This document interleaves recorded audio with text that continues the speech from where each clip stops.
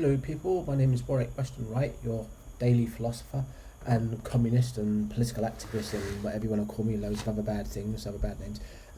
Today is Sunday the 25th of April, year of our Lord 2021. I'm just making an update to my philosophies document, and every time I update it or make significant updates I always re-upload it to YouTube, which is what I'm doing now. So I'm going to reread out my modified philosophies document, and I will leave a link to this document in the comments below. And hope you enjoy my philosophies, because they're my personal beliefs which I picked up throughout my life. So I've picked up a reasonable amount of wisdom from my life. So here are my philosophies, hope you enjoy them. A person's beliefs and a person's nature go hand in hand, as do a person's nature and will. But most importantly, the beliefs, nature and will of the collective generate the very reality in which we live. Only correct beliefs can set us free. Next philosophy. Identity is a prerequisite to prejudice and war. And next philosophy. What you can get people to believe or disbelieve depends greatly on a person's identity. Beliefs and identity are two sides of the same coin. If you believe in somethingism, then your identity is a somethingist. It's okay to call yourself a somethingist, so long as you let go of everything you are, your identity. Oneness is our true natural state. Letting go of all aspects of your identity will unlock the power of your individuality. Overcoming the fear of the loss of individuality will grant you detachment, acceptance, and oneness. Next philosophy. There's no such thing as acting out of character. Just as a person's beliefs and nature go hand in hand, a person's nature is also a reflection of their true beliefs. When judging others, you must understand that no one is perfect, but when judging yourself, you must believe that there's no such thing as acting out of character. Take this belief into your nature, and it will augment your ability to know yourself. Next philosophy. Be vigilant when it comes to beliefs. Clarification. Contemplate every belief you spread and its effect on society. Contemplate every belief you take on and its effect on who and what you are. Be conscientious in your conduct. Every action you take, everything you neglect to do, you must think, are you serving freedom or are you serving the emperor? Next philosophy. Evil is insidious. Clarification. The definition of insidious being slow and subtle, but with harmful effects. Subversive manipulation is the devil's preferred tool. Clarification. Evildoers have an affinity in the use of the power of the mind and sublime esoterica. Next philosophy. This isn't my own philosophy. I got this from a Star Wars film, but I liked it, so I added it to my own philosophies, because I believe in sometimes taking a leaf out of other people's books. It's a good practice, I think. The empire wins by making you believe you're alone. Next. Evildoers will always attempt to persuade you to take on beliefs consistent with antisocial conduct. Next philosophy.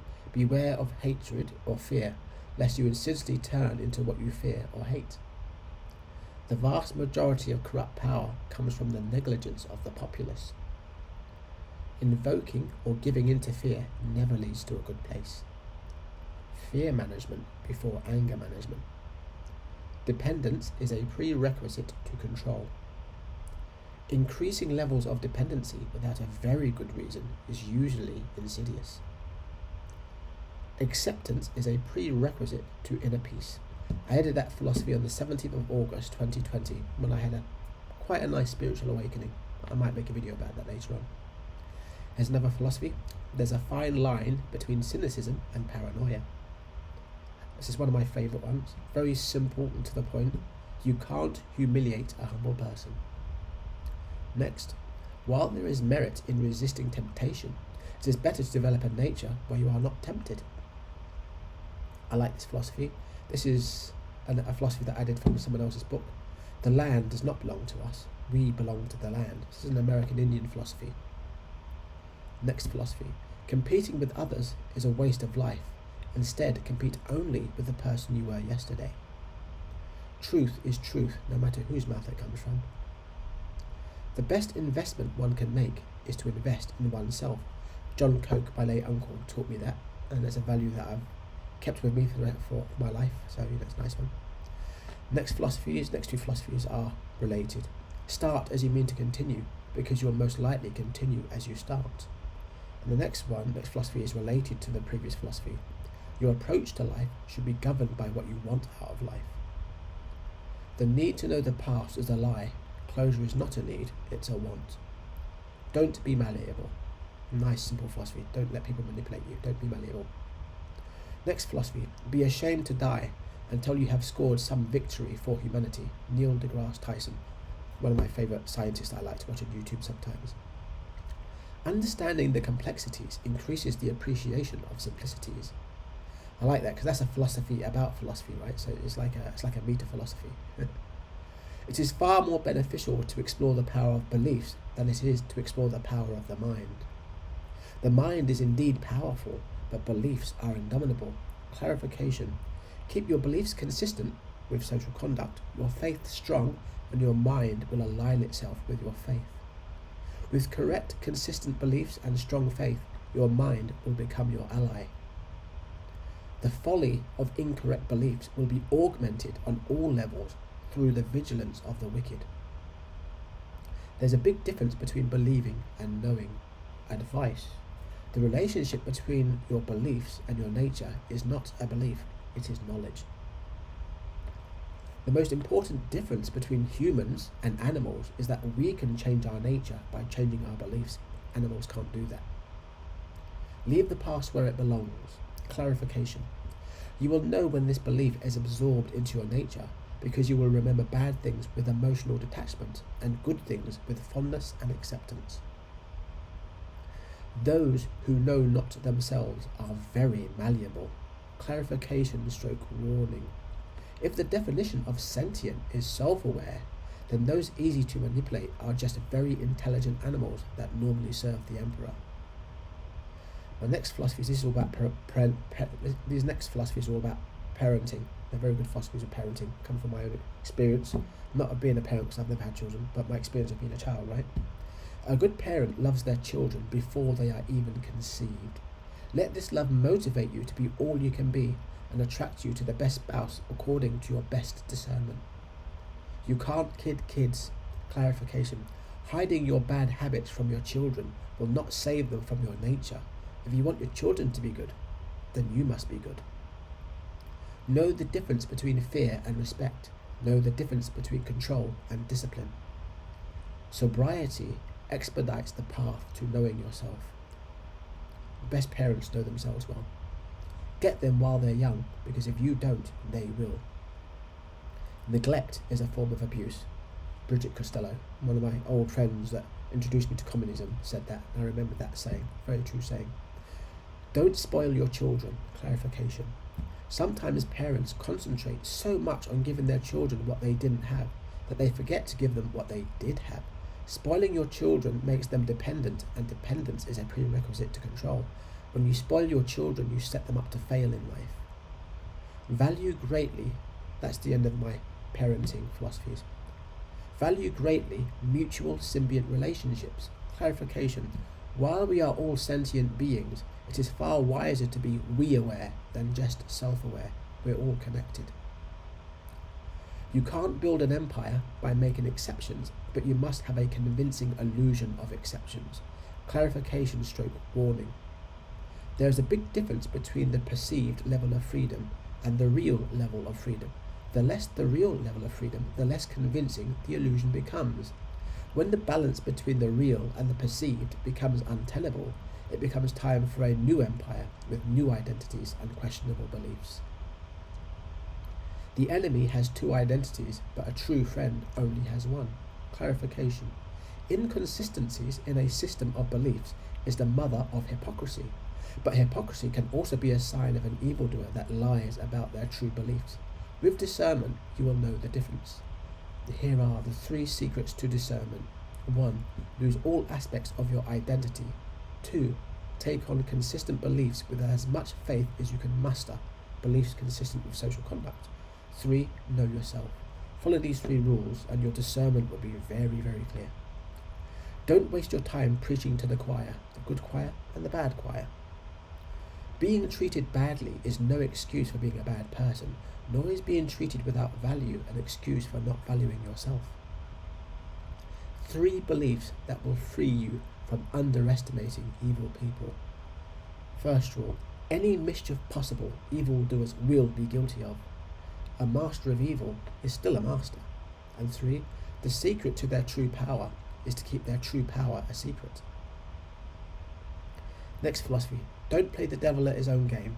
Do this and you will lose every time. Clarification: armed with consistent beliefs, lack of identity and self-knowledge, your discernment will have such lucidity and clarity that you will see corrupt people for what they really are. As soon as you see them for what they really are, they lose their power, and you will see the only power they really had was the ability to manipulate us into treating each other badly, or in most extreme cases, killing each other. The enemy is within. What is on the outside is a reflection of what is on the inside. Mahatma Gandhi said that. The corruption we see in the keyholders of society is really a reflection of our incorrect beliefs. When we fight the keyholders, we are trying to change what is on the inside by changing what is on the outside.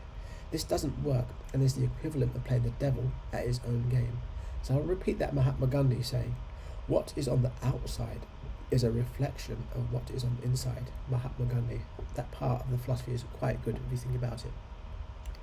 Next philosophy: your living memory is much more reliable than authoritative records of history. Clarification: the history books are authored by the keyholders of society, who very often forge history to trick us into repeating the same mistakes, not preventing them. Such forgery doesn't always need to be lies, but half-truths aimed at those with identities that would believe what the half-truth suggests. The average human has a lifespan that allows them to see out 3 generations. This is more than enough time to understand the order of things in our world. Having beliefs consistent with social conduct to all, coupled with lack of identity and self-knowledge, will make the world a better place, rendering history a semantic detail. So a little summary there: you don't need history to make the world a better place, you just need common sense beliefs. Next philosophy: politics or politricks. Clarification: you can reverse engineer the beliefs of those in power from the nature of society.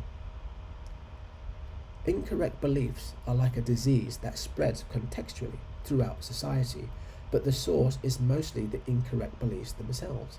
Very often these beliefs are in the form of religious, political, psychological, historical or philosophical teachings, but mostly authoritative sources, as authority is often corrupt. This is my psychology section. Got a whole section on psychology here, because I believe there's lots of incorrect lessons in psychology. Much of psychology is only conditionally true.